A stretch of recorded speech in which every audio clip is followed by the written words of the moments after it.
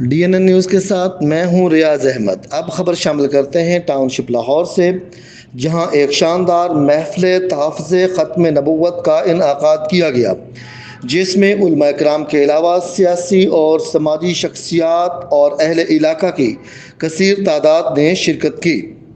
محفل کا انعقاد وحید احمد لودھی اور A2 کے جوانوں کی طرف سے کیا گیا۔ محفل کا مقصد پاکستان میں قادیانی مذہب کے بڑھتے ہوئے رجحان کے پیش نظر کیا گیا۔ آئین پاکستان کے مطابق قادیانی اپنے مذہب کی تشہیر نہیں کر سکتے۔ محفل کا آغاز تلاوت کلام پاک سے ہوا۔ بعد ازاں نعت رسول مقبول صلی اللہ علیہ وآلہ وسلم کا نذرانہ پیش کیا گیا۔ جن علماء کرام اور قائدین نے خطاب کیا، ان میں مجاہد ختم نبوت علامہ حسن رضا، محافظ ختم نبوت علامہ ذوالفقار ہاشمی، مجاہد ختم نبوت علامہ محمد شفیق ناطق یوسفوی، مجاہد ختم نبوت علامہ محمد اشفاق لودھی، میاں عبد الوحید اختر خان نیازی اور وحید احمد لودھی شامل تھے۔ مقررین نے کہا کہ آئین پاکستان کے مطابق قادیانی اپنی عبادت گاہ کو مسجد نہیں کہہ سکتے اور نہ ہی وہ اپنے مذہب کی تشہیر کر سکتے ہیں۔ اس کے علاوہ قائدین کا کہنا تھا کہ قادیانی اپنی عبادت گاہ کے اوپر کلمہ طیبہ اور کلمہ شہادت نہیں لکھ سکتے۔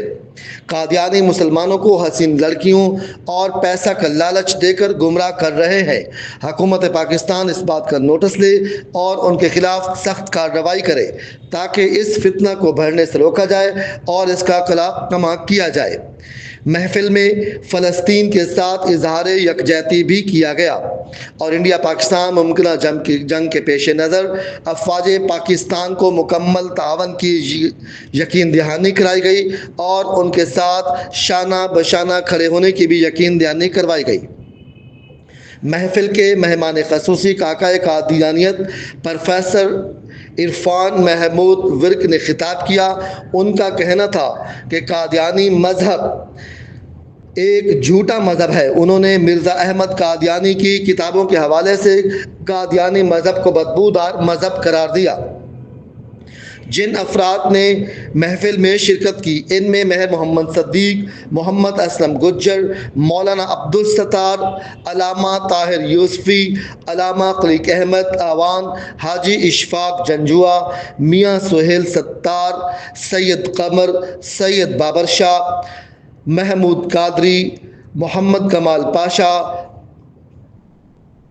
خرم شہزاد مدنی، شاہد لودھی، زاہد لودھی، غلام شبیر، ڈاکٹر عمران شیخ، مولانا جواد اظہر، طارق گجر، صداقت شیروانی، رانا ذوالفقار احمد، میاں عبد الوحید اختر خان نیازی، مسعود بٹ، میاں سہیل ستار اور سینکڑوں دیگر افراد نے شرکت کی۔ آخر میں درود و سلام کے بعد پیر میاں شوکت نے دعا کروائی۔ اب تک کے لیے اتنا ہی۔